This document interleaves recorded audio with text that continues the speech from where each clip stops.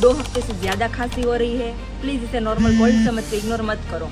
ये टीबी हो सकता है। ट्यूबरक्यूलोसिस एक ऐसा इन्फेक्शन है जो लंग को इफेक्ट करता है और ये हवा के थ्रू स्प्रेड होता है। अर्ली वार्निंग साइन जैसे कि 2 हफ्ते से ज़्यादा खांसी, वेट लॉस, रात में पसीना, इवनिंग में फीवर और कभी कभी खांसी में ब्लड।